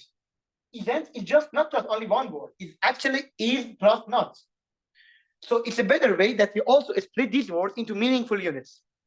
Also, as I said, attend and attending, if we just split by the way that we did above, would be totally different tokens from a computer point of view. But that's not true. And also, this means that we would have a lot of different words. For each kind of verb tense, we'll have another word. Attend, attended, all of them would be different words. We will have a very huge vocabulary and would be big computation time, right? Also, some languages do not use a space the way English does it. And that also makes things difficult. Some languages have different values. For example, some languages have half a spaces or a lot of different things. We can't only rely on just spaces to split words. So this tokenization is actually very difficult, way more difficult. For example, this might be actually better tokenization. I am attend plus ing. This gives us the word attend also. So if our model knows what attend means, it can also know what this sentence means. But above, if we have a model that knows what attend means, it has no idea what attending means. Because the computer, it doesn't make sense of this, right? These are just two different values for the computer. Also, bootcamp, maybe we can split into two and so on. We also might need specific tokens. For example, we might see new tokens that we didn't see in our training data, right? The users might just write random words, and then for those we can use, for example, a specific unknown tokens or something like that. Right? So any questions here on the things that we do for tokenization? Is all right? Fine? Perfect. Then after we do this tokenization process, yes. Finally, how do you separate this? So that's what I said. These are a lot of different ways to do it. We have different tokenizers that actually different models in the world. For example, I don't know, GPT might have a different tokenizer than Gemini or whatever model that we use. It's just that I wanted to say tokenization is itself is the thing that you should define when you do an NLP task. It's not easy. It's not that you just write a split by a space and that works. It's not like that. You need to define the strategy. Some people, for example, put a space in a certain way. You can use ing or you can split another different thing. You can decide if you want bootcamp to be 1 word or 2 words and things like that. The tokenization strategy is one of the things that you do when you define your model and you train your model. So I just want to say that this is not an easy problem. It's not one solution for this. And different languages have different strategies. That's very important. Like the same tokenizer that you train on English does not work on Korean, Chinese, Persian. It doesn't work because the languages are different. So you need different tokenizers. Any questions? Fine. Good. So again, we called set of all possible tokens. I'll also try to finish maybe in 15 minutes so that does not take your time so long. Sorry. Set of all possible tokens is vocabulary, and any token that is not in vocabulary, we specify it by an unknown token. We should represent each word of the vocabulary as a vector. Do you agree with me or not? Because in the end, our transformer models take as input vectors. So we should somehow provide the mapping between our vocabulary, set of all tokens, and vectors. One possible solution is to use one-hot vectors, right? For example, when I say the first one is 1 and the rest are 0, means the word I. Is like 0, 1, 0. At 10, 0, 0, 1, 0. Like it's a one-hot encoding. Do you think there's any problem with doing this? Like it's a very simple way. The simplest way we can convert vocabulary to vectors is just to one-hot encoding. Do you see any problems with this? Anyone has ideas? Yes. The attempt to like be another word. One. Like, What do you mean? Like another word that we didn't see before?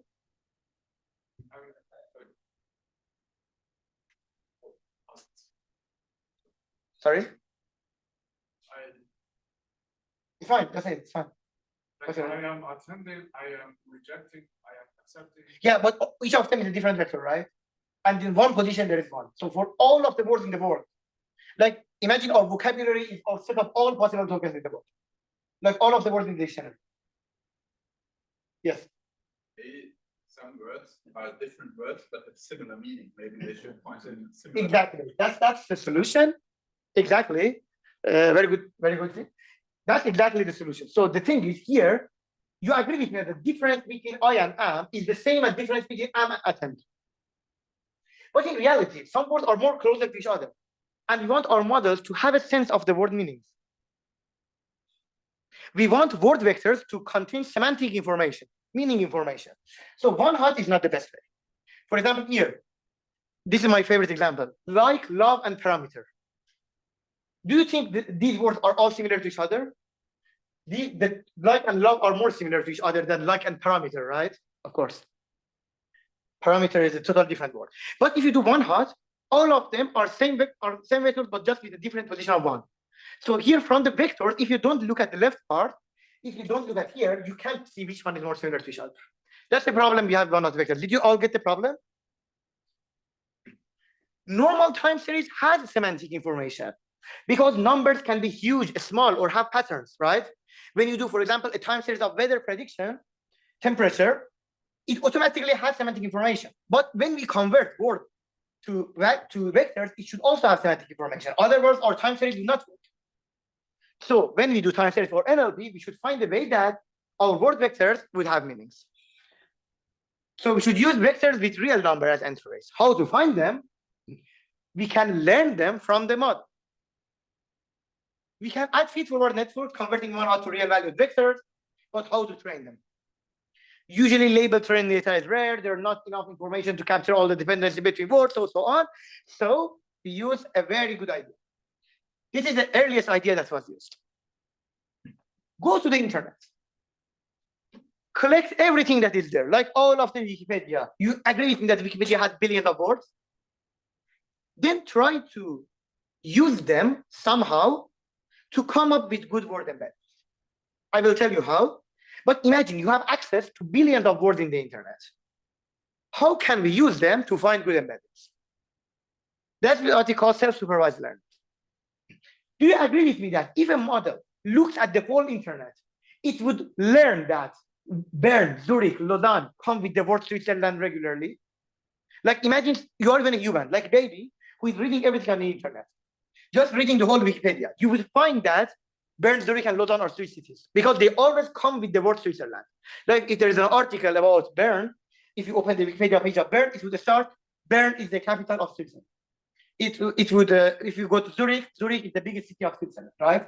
These words are co-located, are come with each other.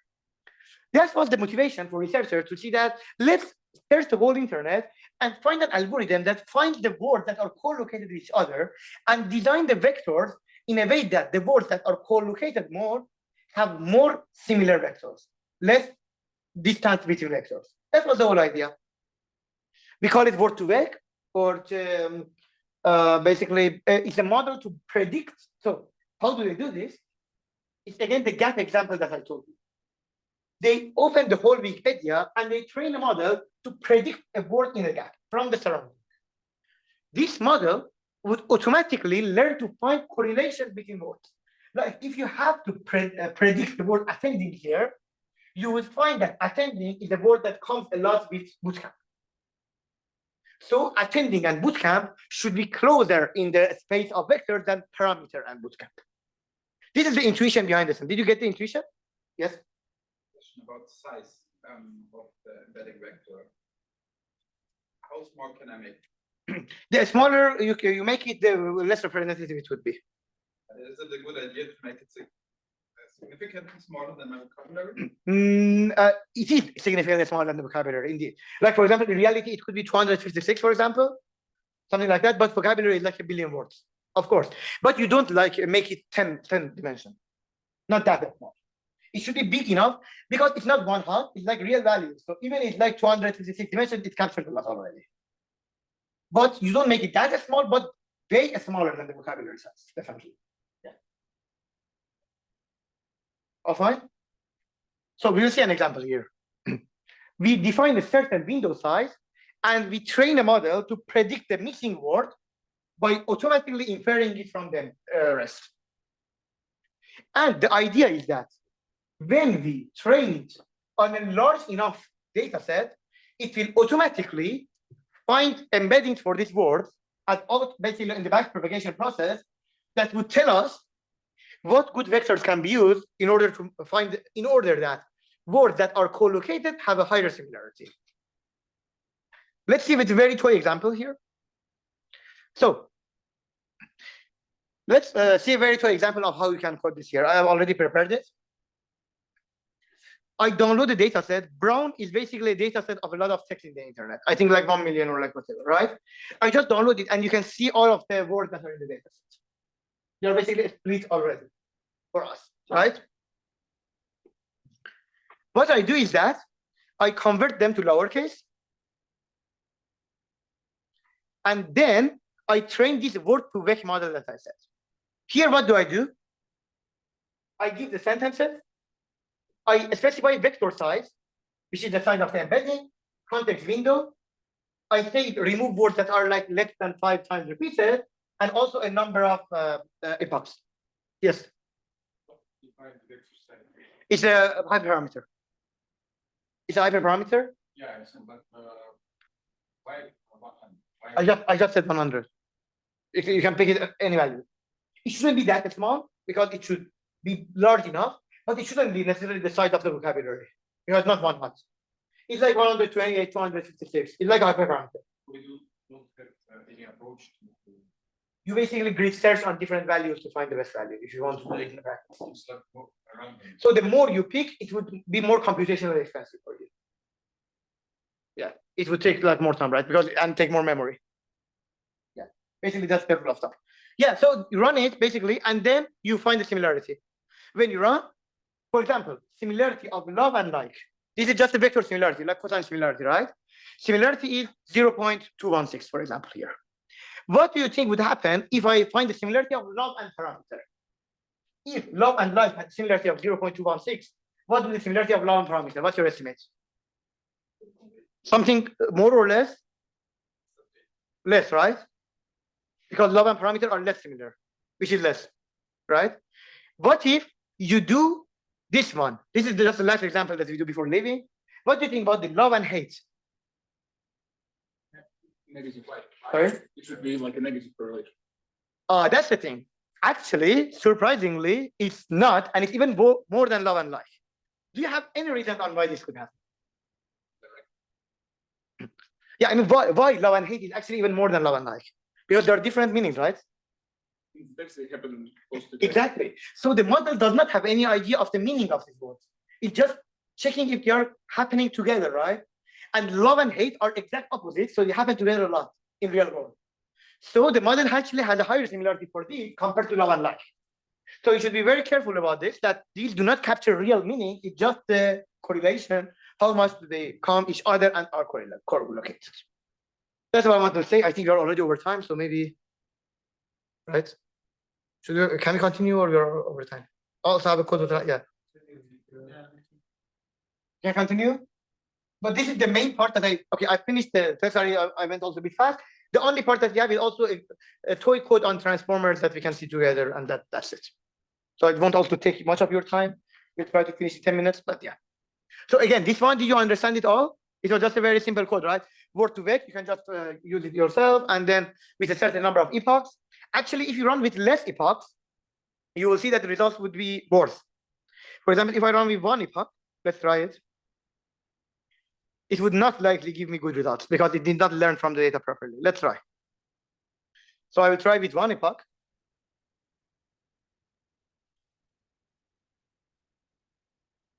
Still, okay.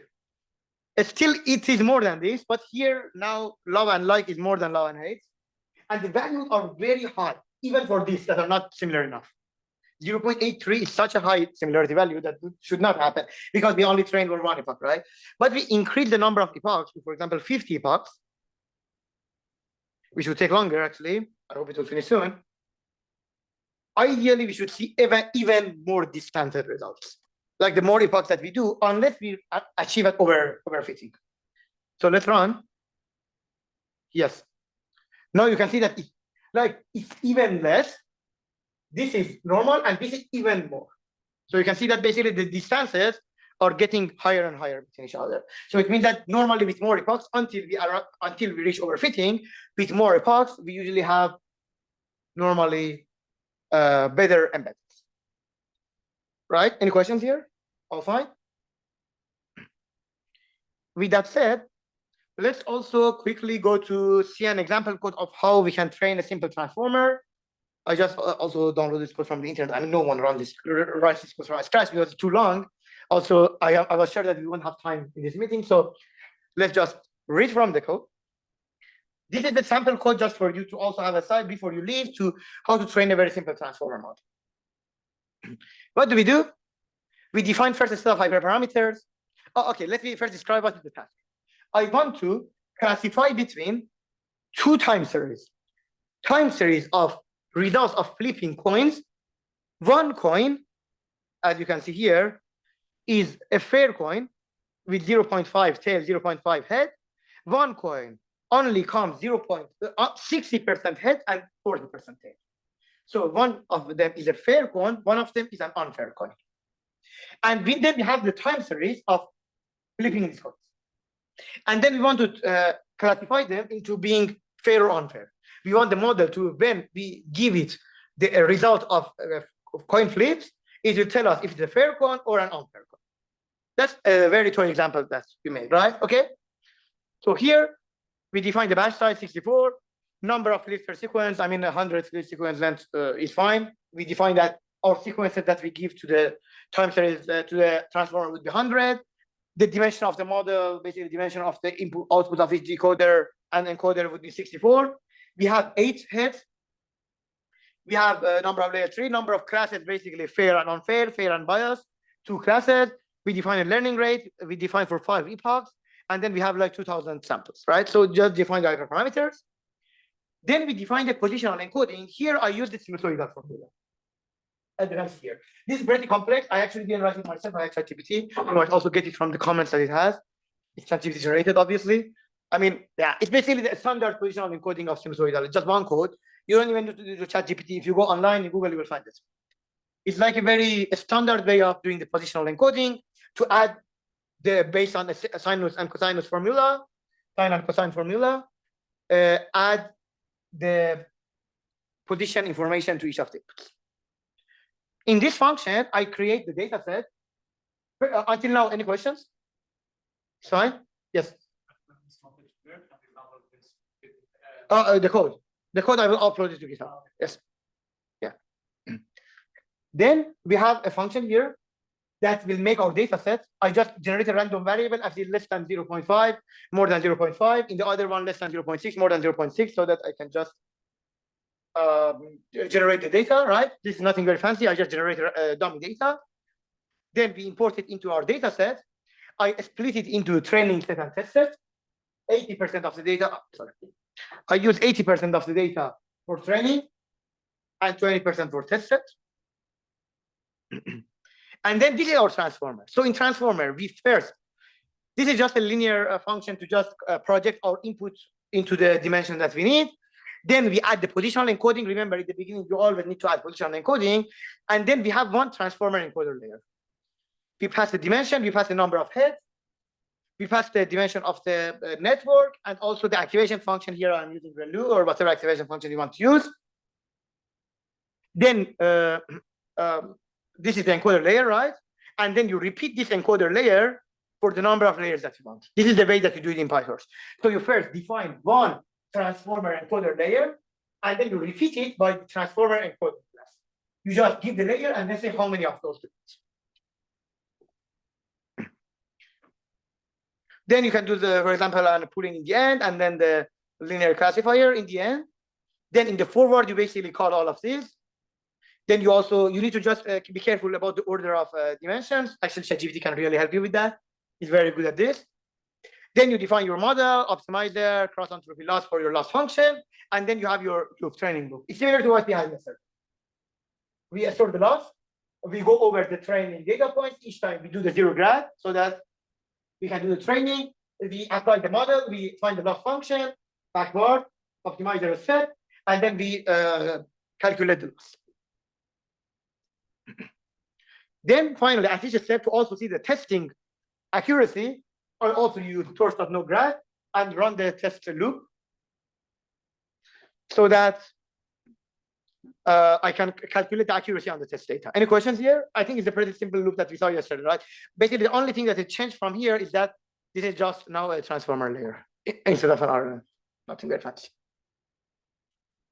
And also, okay, there are two new things here. One is this, and one is the definition of this positional encoding, which you can just basically reuse. Okay, let's then run it. I've run it because it takes a bit of time. You can see that in each epoch, we have a reduce of training loss. I mean, also not very good because it seems a bit of overfitting here, as you can see, but the test accuracy also increases. In the end, we have 84% accuracy. It means that the model predicts this 84% of the time correct is the coin person. Actually, initially, instead of 0.60, instead of 60%, 40% coin, I tried with an 80%, 20% coin, and the model achieved a test accuracy of 100% only after one epoch. That's not a very good example because it's not very easy for the model. But then I made it more difficult because even for real human, it might be a bit difficult to classify between if the coin is totally fair or like 60%, 40% fair. Right? It's a bit difficult. So that's why also the model does not have 100% accuracy, but like an 84% accuracy. Yeah, this is an example. I'll also upload it so that you can reuse it for any kind of transformer task you want. For NLP task, you will see specifically how to code NLP transformer-based models next week. Any questions? Peter also online?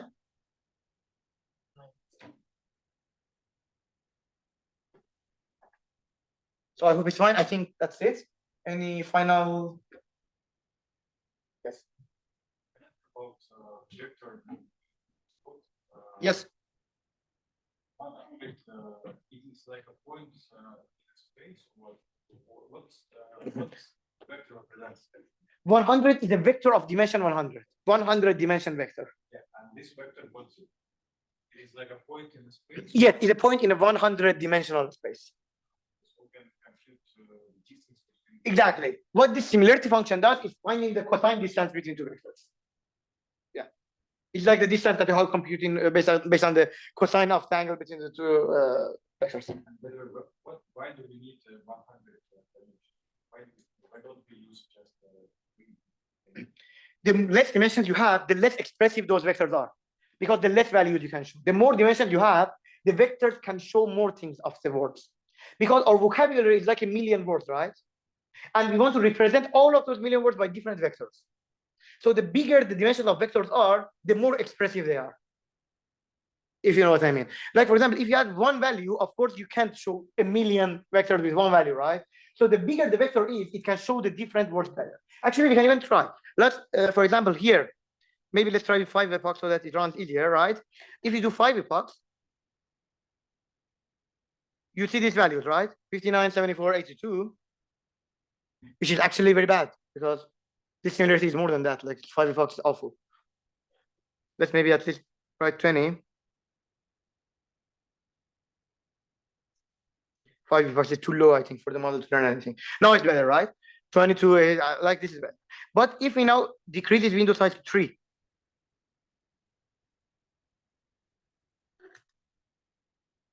you can see that it's good, surprisingly, in this task. It still is more than Lavan parameter. So at least it was able to, but for example, here it's not good. Because ideally Lavan 8, based on the definition of how it works, should be more than Lavan 9 because they co-occur together. But it was not expressive enough for us to show. But as you could see, it was running much faster. Because the vectors are smaller, it will run much faster. So in practice, we don't want that much small vectors so that it's expressive enough to show our data, but also not that much big so that it doesn't take ages to run. Yes, we want balance. Yes. The dimensions are like, for example, if the dimension is x, then it represents both of them. That's no, because there are real values. It can represent infinite number of words, right? Because they're not just integers. Like these are, this is a vector like this. For example, this is a vector like 3 dimension. It can be 1, 2, 3. It can be 1.56, 2.39, 3.45. You know what I mean? So even just a 3-dimensional vector can represent infinite numbers. But the more dimensions it has, it can specify differences between numbers better.